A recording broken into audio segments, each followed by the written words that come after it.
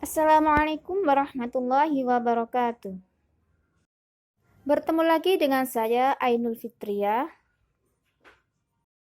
pada pembelajaran PAI kelas 5 semester 1. Materi yang kita bahas hari ini adalah Quran Surat At-Tin.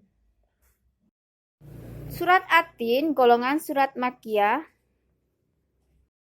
terdiri dari 7 ayat. Urutan surat ke-95 dalam Al-Quran. Mari membaca surat At-Tin bersama-sama.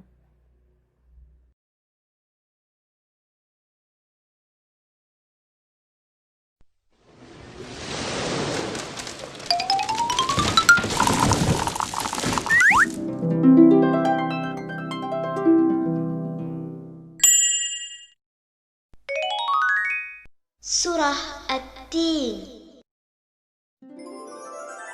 Bismillahirrahmanirrahim.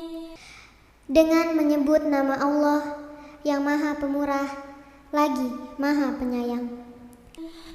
Wat-tini waz-zaitun. Demi buah tin dan buah zaitun. Wa-turi sinin. Dan demi bukit Sinai. Wa hadzal baladil amin. Dan demi kota Mekah ini yang aman. Laqad khalaqnal insana fi ahsani takwim. Sesungguhnya kami telah menciptakan manusia dalam bentuk yang sebaik-baiknya. Tsumma radadnahu asfala safilin. Kemudian kami kembalikan dia ke tempat yang serendah-rendahnya, neraka. Illal ladzina amanu wa 'amilus salihati falahum ajrun ghairu mamnun. Kecuali orang-orang yang beriman dan mengerjakan amal soleh, maka bagi mereka pahala yang tiada putus-putusnya. Fama yukadzibuka ba'du biddin. Maka apakah yang menyebabkan kamu mendustakan hari pembalasan sesudah adanya keterangan-keterangan itu? Alaysallahu biahkamil hakimin. Bukankah Allah hakim yang seadil-adilnya?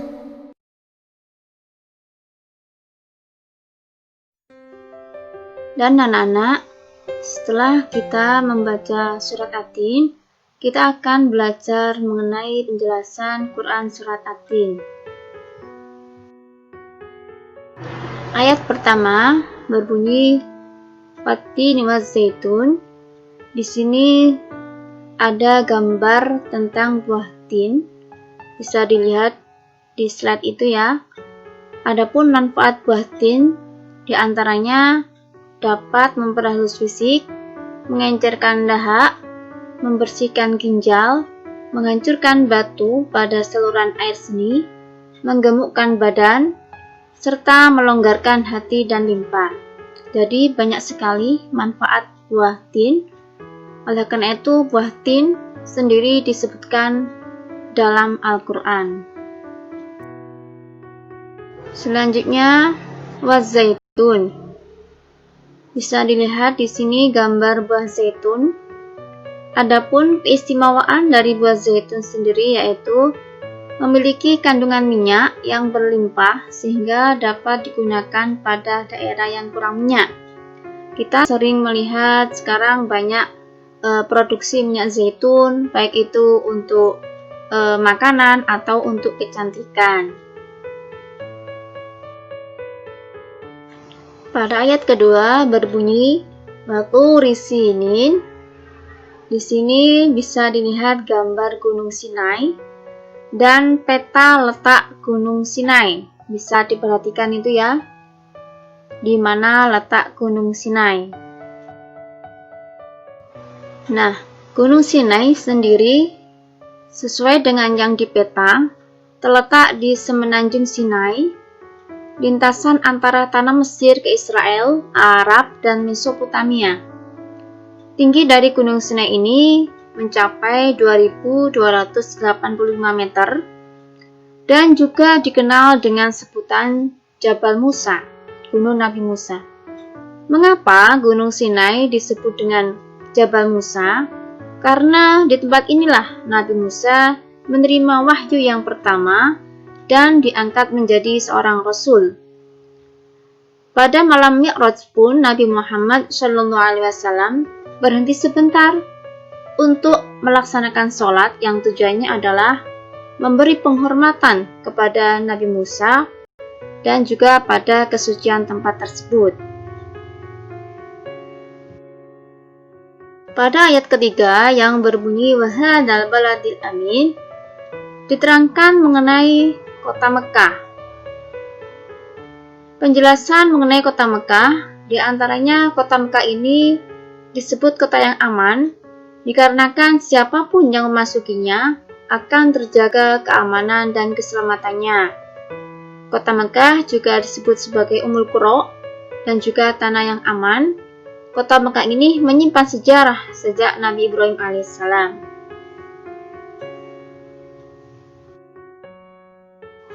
Pada ayat keempat yang bunyinya laqad khalaqnal insana fi ahsani taqwim, sesungguhnya Allah telah menjadikan manusia dalam bentuk yang sempurna. Adapun keistimewaan manusia sendiri ada beberapa. Di antaranya, manusia mempunyai bentuk yang sempurna. Yang kedua, proses kejadian manusia berbeda dengan makhluk lain. Manusia memiliki akal, jasmani, rohani, dan nafsu. Manusia juga harus menjaga keseimbangan antara jasmani, akal, rohani, dan nafsunya agar manusia menjadi makhluk yang mulia. Karena apabila manusia hanya mengutamakan nafsunya, manusia akan turun derajatnya seperti hewan. Sebagaimana hewan hanya menggunakan nafsunya saja. Juga manusia dibekali akal pikiran, yang mana dengan akal pikiran ini, manusia dapat membedakan mana yang baik dan mana yang buruk. Perbedaan hewan dan manusia. Hewan hanya memiliki jasmani dan nafsu saja. Manusia memiliki akal, jasmani, rohani, dan nafsu. Kelima, tsumma radadnahu asfala safilin. Allah mengingatkan manusia, sekalipun manusia itu adalah makhluk yang sempurna, akan tetapi manusia dapat turun derajatnya menjadi hina karena pengetahuan, sikap, dan perilakunya apabila telah keluar dari aturan yang telah ditetapkan oleh Allah SWT melalui Rasul-Nya.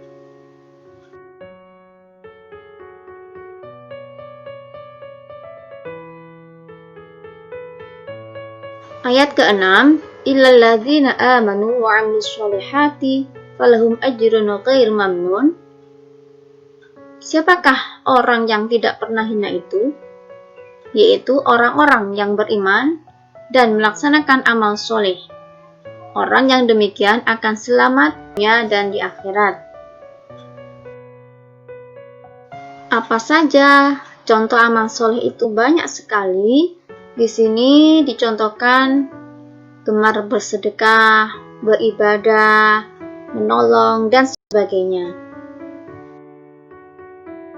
Ayat ke-7, fama yukadzibuka ba'du biddin. Pada ayat ini dijelaskan bahwasanya pada hari kiamat nanti akan ada hari pembalasan yang disebut dengan yaumul jaza. Pembalasan terhadap apa? Terhadap perbuatan manusia, baik yang baik maupun perbuatan yang buruk yang dilakukan selama hidup di dunia. Ayat ke-8, Alaihissallahu bi ahkamil hakimin. Allah Subhanahu wa Ta'ala yang akan memberikan semua keputusan akan semua persoalan, dan tiada perbuatan sekecil atom pun yang akan terlepas dari pengaruhnya. Terima kasih dan semoga penjelasan dari saya tadi dapat bermanfaat bagi kalian semua. Selamat belajar.